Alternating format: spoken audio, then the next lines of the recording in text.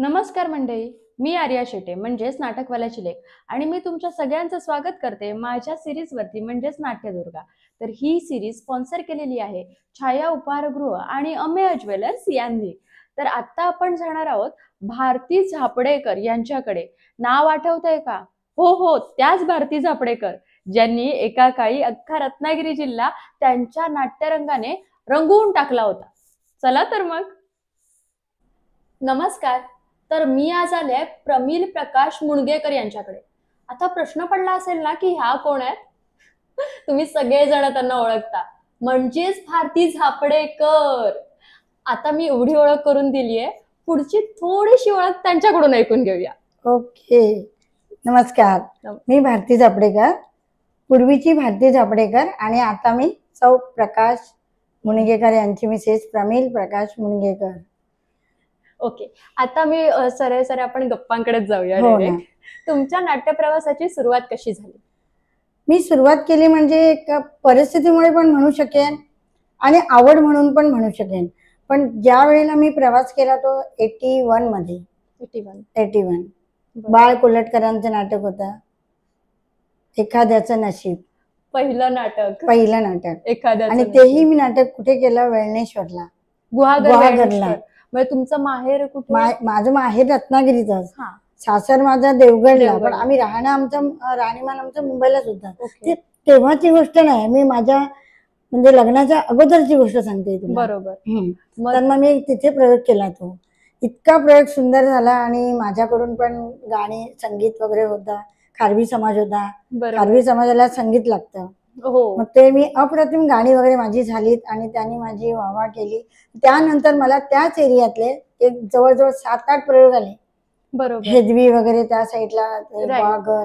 पण असं डिरेक्टली रत्नागिरीतून गुहागरचं नाटक कसं काय मिळालं? ते माझी बहीण प्रेमताई मुरकर, तिचे सगळे ते ओळखीचे होते ना, तर ते 2 लेडीज पाहिजे होत्या. बरोबर. मग तिने एक रोल केला आणि मी एक रोल केला.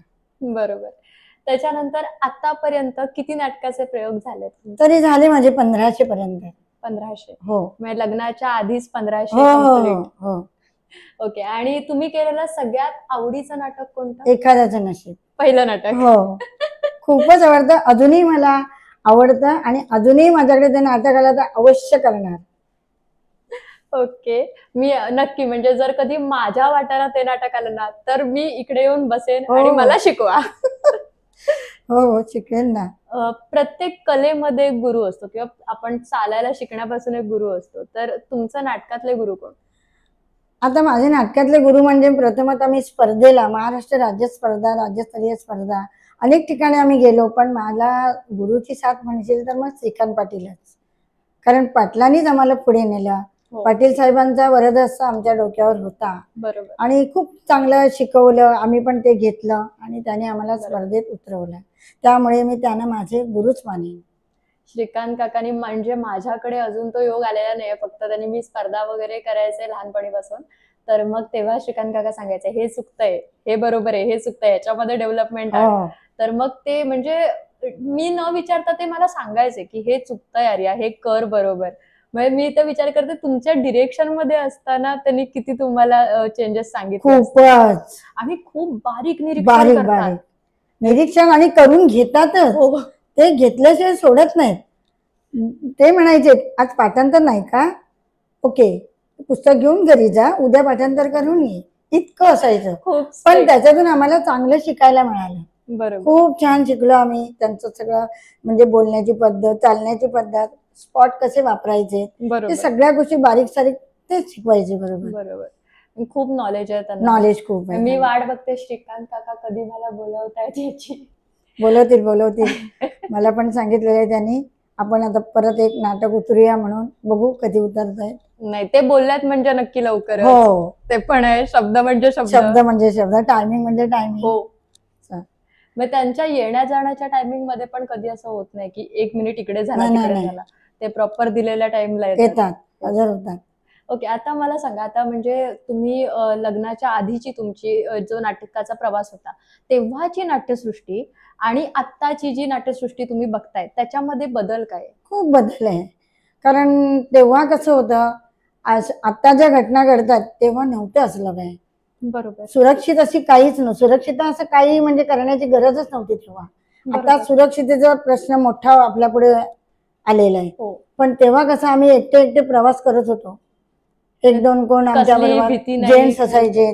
पहाटे नाटक झाल्यानंतर आम्ही पहिली गाडी पकडायचो. 5 वाजता गाडी आम्हाला तिथे आलेली असायची, खेडेगावातली गाडी. बरोबर. तर मग त्या गाडीत आम्ही जाऊन बसायचो. ड्रायव्हर कंडक्टर असायचे, अनोळखी असायचे. आणि ही गावातली 2-3 पोरं आम्हाला सोडायला यायचे. मग असे मिळून ते 5-6 पुरुष आणि मी एकटी असले किंवा आणि कोण असलं तरी, लेडीज असली तरी त्यांच्या मनातून कधीही भावना अशा दुष्कृत्याच्या झालेल्याच नाहीत. आणि आमच्याजवळ सगळे लोक व्यवस्थित मानानेच वागले. कधी कोणी आम्हाला असं टच केलेलं नाही कसल्याच बाबतीत. आणि खूपच चांगलं आम्ही ठेवलं होतं त्यावेळेला. आता तर आता काय म्हणायला लागेल त्या गोष्टींना, ते सगळीकडे डिक्लेअरच झालेलं आहे सगळं. त्यामुळे काय बोलायचंच नाही. आता प्रत्येकाने आता वागायचं कसं हे आपलं आपण ठरवायचंय. आता मी म्हणेन की नाट्य प्रवासात तुम्हाला आलेल्या अडचणी आणि चांगल्या गोष्टी काय आहेत? अडचणी तर भरपूर येत होत्या. कधीतरी बस चुकत होती, बसचा प्रवास होता, कधी कधी चालणं होतं. तेव्हा खेडोपाड्यात एवढ्या गाड्या पोचल्या नव्हत्या. आणि जाताना आम्हाला खूपच त्रास व्हायचा. पण मंडळाने पण काही आम्हाला साथ चांगली दिली. सगळ्या गावातल्या मुलांनी न्यायला यायचे, आणून सोडायचे बस स्टॉपला वगैरे.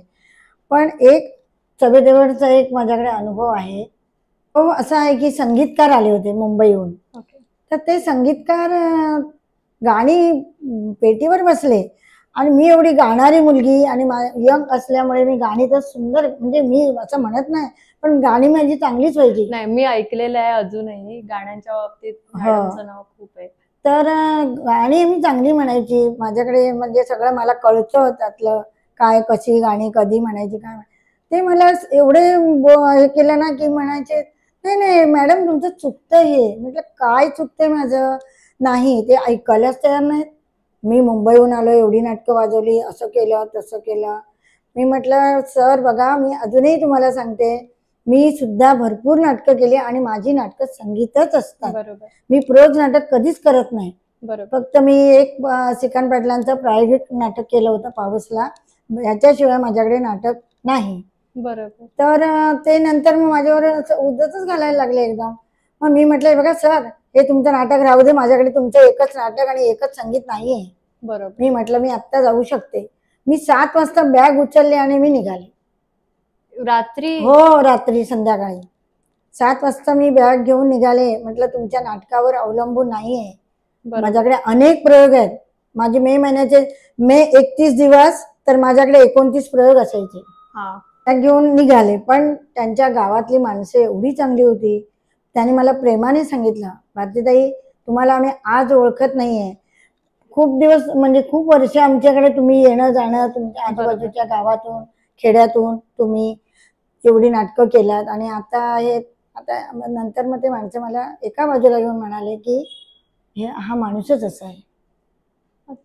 मग शेवटी मी ते नाटक प्रोज केलं, संगीतच काढून टाकलं. मंडळाने सांगितलं आज आमच्या लेडीज गाणाऱ्या असून सुद्धा आम्ही गाणी म्हणू शकत नाही.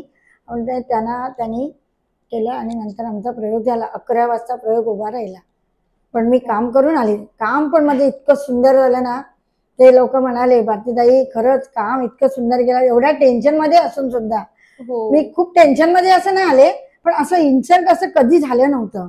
पण त्या संगीतकाराने संगीताचा अपमान केला, माझा नसून तो संगीताचा अपमान केला. त्यांनी संगीत होणारं नाटक त्यांनी संगीत होऊ दिलं नाही, हे महत्वाचं होतं. आता चांगला अनुभव सांगा. चांगले तर खूपच आहेत, कारण सगळ्यांची आम्ही चांगलेच वागलो. मुलंही चांगली होती. काही लोकांना अनुभव नव्हते, लाजायचे. काही लोक म्हणायचे पुढे यायला तयार नसायचे. तर मग आम्ही त्यांना समजून सांगायचो, अरे मी तुझी बहीण आहे, कशाला लाजतोस. असं करत करत ते नाटकातून कामं करायला शिकलेली मुलं अजूनही भेटतात आणि सांगतात भारतीताई तुम्ही आम्हाला त्यावेळेला असं शिकवलं की जणू काय आम्हाला म्हणजे एवढं म्हणजे आमचं ताकद अशी वाढली ना की आम्ही अगदी हिटलर सारखे प्रयोग करायला लागलो आणि विलनचे प्रयोग चांगले करायचे मध्ये पोरं. त्यामुळे खूप चांगले अनुभव. खेड्यातून तर तुला माहितीये माणसं कशी असतात, प्रेमळ, आणि बाहेरची व्यक्ती आल्यानंतर किती आदर सत्कार असतो. तो आम्ही त्यांच्यापर्यंत आज जाऊन पोचायचो. बरोबर. हो काकी लाजू नका, या पुढे, कशाला, आम्ही पण तुमच्यासारखेच आहोत. मग त्या डोक्यावर पदर बिदर घेऊन करबुड्यासारख्या ठिकाणी त्या बायका उभ्या उभ्या राहायच्या, छान मान सन्मान जो असतो तो खेडेगावामध्ये. आणि त्यांच्याकडून तो आम्ही घेतलेला आहे आणि आम्ही त्यांना प्रेम दिलेलं आहे, त्यांनीही आम्हाला प्रेम दिलेलं आहे. त्यामुळे मी तर सांगू शकेन, जिथे जिथे जातो तिथे तिथे आपल्याला आपल्यासारखं राहावं लागतं, व्हावं लागतं. आणि खूप छान म्हणजे त्यावेळेचे दिवस होते. आणि ती जी मुलं शिकली असतील ना त्यावेळेला तुमच्याकडून, ती आता भेटत असतील? हो भेटतात भेटतात भेटतात. मी ओळखत नाही त्यांना, पण ते हो भारतीताई तुम्ही, हो तुमच्या हाताखाली आम्ही शिकलो, तुमच्या बरोबर मी काम केलं, तुमच्या मुलाचं काम केलं. कोण सांगतो मी तुमच्या भावाचं काम केलं. होय, अरे आता मोठा झालास, आता तू मी पण नव्हते इथे, तर आता कितीतरी काही वेळेला मला असं जावं लागतं, मी कॅप घालून जाते कारण कोणी ओळखू नाही म्हणून. चालताना रस्त्यातून अगदी सर्रास माझा नवरा कंटाळतो, मग म्हणतो बापरे कधी घ्यायचं आपण, घ्यायचंय ते. म्हटलं थांबा आता काय करणार, म्हणून मी कॅप घालून जाते. मोठी गोष्ट सांगायची तर खरंच मी घालते कॅप, पूर्ण रोडनी मी कॅप घालून जाते. कोणी ओळखत नाही, कोणी बघत नाही. जर कॅप करून मी गेले तर मला हमकात, हो भारतीताई तुम्ही, असं आमच्याकडे आला होता तुम्ही. आता माझ्याच बाजूच्या बंगल्यात त्या मॅडम राहतात, सिस्टर होते त्या सिव्हिलला, तर त्या माझ्याकडे त्या दिवशी हळदी कुंकूला आल्या होत्या. त्या मला ओळखतात, मी भारती जपडेकर, पण मी त्यांना ओळखत नाही. त्या दिवशी मला त्या माझ्याकडे आल्या आणि म्हणाल्या, तुम्ही मला ओळखत नसाल असो, तुमच्याकडे भरपूर माणसं यायची त्यावेळेला, पण मी तुम्हाला चांगली ओळखते की जेणेकरून तुम्ही आमच्याकडे घरात राहायला होतात, जेवायला होतात, मला त्या सांगतायत. तर म्हटलं नाही हो माझ्या लक्षात, रणपारला. त्या म्हणाल्या आम्ही सुरवे. म्हटलं हो काय, म्हटलं नाही, भरपूर आता म्हणजे एवढे प्रयोग झाले, एवढ्या ओळखी झाल्या आणि त्याच्यात नाही लक्षात राहिलं. Okay okay. नंतर मी म्हटलं हो बरोबर, रणपारला केला होता मी प्रयोग तिकडे, रामची ताई. आता तुम्हाला काय वाटतं की आताच्या काळात महिला कलाकारांनी ह्या क्षेत्रात कोणती काळजी घ्यायला हवी? आपली स्वतःची काळजी घेणं, आपली स्वतःच्या वागणुकीत फरक करणं, आपला चिल्लरपणा जो आहे, एक तू म्हणशील म्हणजे आपला लोकांचा बघण्याचा दृष्टिकोन, बरोबर, आपण वापरण्याचा दृष्टिकोन, हे आपल्या समोर आपणच ठेवायचंय. बरोबर, तरच हे सगळं बदलू शकेल. राईट. आता मी तुम्हाला एक इंटरेस्टिंग क्वेश्चन विचारेन की आताचं मानधन खूप जास्त आहे, पण त्यावेळेचं मानधन कमी होतं. तर किती होतं पहिलं मानधन? तेव्हा 1000 रुपये, 1200. पहिलं मानधन किती होतं सगळ्यात पहिलं? पहिलं त्यांनी मला, खारवी समाज असल्यामुळे ना, काम चांगलं झाल्यामुळे मला त्यांनी 5000चं पाकिट दिलं. हो, आणि बक्षिसांचा तुला सांगते मी, पाऊस पडला होता, माझी बहीण होती माझ्या बरोबर, तिला नाही मिळालं कारण एखाद्याच्या नशीबमध्ये तिची भूमिका होती ना, ती वहिनीची भूमिका होती. ती वहिनी अशी होती खडूस, तर तिला लोकांनी शिव्याच दिल्या. पण मला एवढा प्रयोग तो माझा यशस्वी झाला आणि मला खारवी समाज म्हटल्यानंतर पैशाची दुर्दाण. हो, तर ते मला पैसे जवळजवळ 10-15 हजार रुपये मीच घेऊन आले पहिल्या प्रयोगाला. आणि हे सगळं मी गगनगिरी महाराजांच्या कृपेने सगळं पार पाडलं. हा एवढा प्रवास, एवढी नाट्य क्षेत्रात केलेली कामं, हे सगळं मी त्यांच्यामुळे, त्यांच्या विश्वासावर, त्यांच्या भक्तीमुळे, मी त्या गगनगिरी महाराजांची मात्र ऋणी आहे. पण त्या काळात एवढा पहिलं मानधन, हो, कारण म्हणजे मी जेवढा आता एवढे मुलाखती घेतल्या ना, त्याच्यामध्ये 150, 150, 200 हे पहिलं मानधन होतं बऱ्याचशा कलाकारांचं. म्हणजे मानधन एवढं चांगलं, आणि म्हणजे ऍक्टिंग काय लेवलला होती असेल विचार करण्यासाठी. आणि त्याच्यामध्ये गाणी वगैरे पण होती. संगीतशिवाय नाटकच नव्हतं त्यावेळेला. ओके. आता मला सांगा की तुम्हाला आत्ताच्या जनरेशन मधली, आता ज्या कलाकार काम करत, महिला कलाकार, त्याच्यामधली सगळ्यात आवडीची महिला कलाकार कोण? आता सगळ्यात एकाचं नाव सांगितलं म्हणून बाकीच्या म्हणजे आमच्या नाही सांगितलं, आम्ही पण आवडतो असं काय नाही, तुम्ही कोणाचंही सांगू शकता. मला वहिनी आवडतात, गोवेकरांची. पण त्या तुमच्या वेळेला होत्या, मला आत्ताच ऐकायचंय. ओके. आत्ताची कलाकार म्हणजे आता ती मला एक शिंदे उतरली माझ्या, म्हणजे तन्वी शिंदे. हो हो, कारण पाठांतर चोख आणि ऍक्टिंग सॉलिड केलं तिने परवा, सुंदर. तन्वीने आता काम सुरू केलंय म्हणजे हौशीला, आणि ती खरोखर ब्रिलियंट आहे. म्हणजे ती आधी प्रयोग करायची ग्रुप मधून आणि आता तिने इंडिव्हिज्युअल सुरू केला नाही. पण मी पण तिच्यासोबत एक प्रयोग केला आणि मला खरंच खूप आवडली. आणि तिचं म्हणजे हळूहळू ती डेव्हलप होते. खरंच खूप छान ऍक्टिंग करते. आता त्याच्यानंतर जाऊया की आताच्या पिढीला म्हणजे आपलं कलासृष्टी सोडून जी बाकी समाज आहे, तर त्यांना तुम्ही काय संदेश द्याल नाटकासाठी? करायला पाहिजे. नाट्य क्षेत्रामध्ये कसं असतं की जवळून बघायचं असतं आपल्याला ते. बरोबर. आणि पिक्चर वगैरे म्हटले, मोबाईल म्हटले तर ही स्क्रीन असते. बरोबर. त्याच्यामुळे आपण हे नाट्यक्षेत्र म्हणजे माझ्याकडून तरी मला खूप आवडतं. मी पिक्चरला कुठे जात नाही, पण मी नाटक लागलं की नाटकं सोडत नाही. आवडतात मला, आवर्जून जाते मी. तर ते मला वाटतं की त्यांनी आपल्या जवळ ठेवावं. बरोबर. बघायला पाहिजे. खेडोपाड्यात जसे तुम्ही करत होता तसे करायला पाहिजे. आता खूप कमी झाले ते. आणि ते होण्याचा परिणाम पण काय, तो मोबाईलवर सगळंच म्हटल्यानंतर कोणाला एवढी कंत पडलेली नाही. एवढं जमवा, आणा, लेडीज आणा, सगळं अशा गोष्टी आहेत. त्यामुळे नाट्यक्षेत्र आता कमी झालेलं आहे ते. बरोबर. पण व्हावं अशी इच्छा आहे माझी, पण करावं. नाही, खरोखर. आता मला सांगा की स्पर्धा तुम्ही खूप केलेल्या आहेत. हा, तर स्पर्धा आणि स्पर्धेच्या वेळेला प्रवासात वगैरे आलेले काही छानसे अनुभव काय आहेत? छानसे म्हणजे हसत खेळत अगदी आम्ही जायचो. श्रीकांत पाटील म्हटल्यानंतर काय म्हणजे सगळे कलाकार त्यांचे असायचे. बरोबर. आणि व्यवस्थित नेणं आणणं सुरक्षित. आम्ही एकत्र सगळेजण जायचो, प्रवास करायचो मुंबईचा वगैरे सगळे. चांगली हो त्यावेळेला तेव्हा आम्ही एकत्र सगळे प्रवास करायचो. पण कधी आम्ही कुणाची म्हणजे असं गैरवर्तन, गैरशिस्त असं नाही. आणि शिस्तबद्ध माणूसच आपल्याकडे म्हटल्यानंतर साहेबांनी कोणालाच त्यांनी असं केलं नाही की जिथल्या तिथे ठेवलेलं. त्यामुळे ते आमचे प्रवास सुखकर आणि शांततेने हसत खेळतच व्हायचे. आणि तुम्ही म्हणजे आता बोलता ना की लग्नानंतर तुम्ही एकही नाटक नाही केलं? आलं होतं माझ्याकडे. का नाही केलं? बाजीराव निकमनी मला स्पर्धेसाठी दिलं होतं स्क्रिप्ट. आणि माझे मिस्टरही म्हणाले की बघ तुला जमेल तर कर तू, कारण ते हौशी असल्यामुळे त्यांना आवडतं. पण माझं काय झालं, ते वीकली 2 दिवस सॅटर्डे संडे म्हणत होते. बरोबर. मला वीकली नाही जमलं मुंबईतून इथे. आणि स्पर्धेसाठी जायचं म्हटल्यानंतर मी स्पर्धेचे अनुभव घेतल्यामुळे चोख पाठांतर जिथल्या तिथे सगळं पाहिजे म्हटल्यानंतर मला ते शक्य नव्हतं. राईट. पण मला आग्रह होता रत्नागिरीकरांचा की तुम्ही आमच्या स्पर्धेला यावं म्हणून. आणि जर आत्ता असं झालं की तुम्हाला आत्ता कुठची तरी स्क्रिप्ट आली समोर, तर तुम्ही नाटक घेणार. आर्या शेटे असेल तर जरूर घेणार.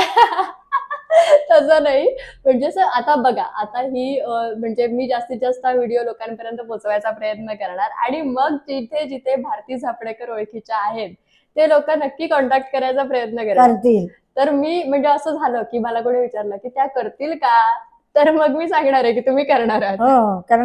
कारण मला तुमच्या बरोबर स्टेज शेअर करायला आवडेलच, पण परत जर तुम्ही नाटकात पदार्पण केलं तर अजून जास्त चांगलं वाटेल. करणार. तर आत्ताच्या आपल्या या गप्पा खूप कमी वेळात झाल्या, पण पूर्ण नाही झालेल्या आहेत हे तर मी सांगेन. पण आताचे आपले प्रश्न संपलेले आहेत, पण तुमच्यासाठी एक छोटंसं गिफ्ट सुद्धा मी घेऊन आलेली आहे. तर छाया उपहारगृहाकडून म्हणजे दादा वणजूंकडून तुम्हाला हे मानचिन्ह आलेलं आहे आणि ते म्हटलेत की ते स्वतः येऊ शकले नाहीत, तर खूप खूप शुभेच्छा आणि असंच नाटक निरंतर करत राहा. Okay, thank you. आणि दादा वणजू, थँक्यू. ओळखते मी दादा वणजूंना. हो. त्यांनी खास सांगितलं, म्हणतात की प्रत्येक आमच्या नाट्यदुर्गेला ही पारितोषिकं गेली पाहिजे. त्याच्याबरोबरच अमेय ज्वेलर्स, अमेय दादांनी खास हे तुमच्यासाठी गिफ्ट पाठवलेलं आहे. अमेय ज्वेलर्स शुद्ध सोन्याचा आनंद, तसंच तुम्ही नाट्याचा आनंद या जगभर पसरवलात, त्याच्यासाठी थँक्यू. Okay, thank you. तर कशा वाटल्या तुम्हाला आजच्या आपल्या गप्पा? खूपच छान प्रश्न काढलेस आणि मला जे हवे होते प्रश्न तसेच होते. मी काय तुझं पहिलं बघितलं, मी आज तुला पहिल्यांदाच बघते. कारण आर्या शेटे मला नाव माहित होतं, कारण पाटील तुला कधीतरी फोनवरून काहीतरी सांगत असतात माझ्याकडे आल्यावर. एकदा दोनदा मी ऐकलं होतं असते. तेव्हा मी नाव ऐकलं होतं, पण मी आज फेस टू फेस असं मी आजच बघते तुला. त्यामुळे खूप छान, बोलण्याचं टोनिंग सुंदर, मस्त. थँक्यू. तर सगळ्यांना आजचा हा एपिसोड कसा वाटला ते मला नक्की सांगा, आणि त्याच्याबरोबरच ज्यांनी कोणी आतापर्यंत नाटकवाल्याची लेख हे चॅनल सबस्क्राईब केलेलं नाहीये त्यांनी लवकरात लवकर सबस्क्राईब करा आणि आमच्या नाट्यदुर्गेला नेहमीच असा सपोर्ट ठेवा, शुभेच्छा द्या आणि नक्की सांगा की पुन्हा नाटकात यायला, कारण आमचं खूप नुकसान होतंय बरं का, आम्हाला खूप शिकायचंय पण ह्या मात्र नाटकात येत नाहीयेत. सो नक्की तुम्ही सगळ्यांनी सांगा कमेंट करून की मॅडम प्लीज तुम्ही पुन्हा पदार्पण करा. ओके, तर व्हिडिओ लाईक करा, शेअर करा आणि चॅनल सबस्क्राईब करा. Thank you so much.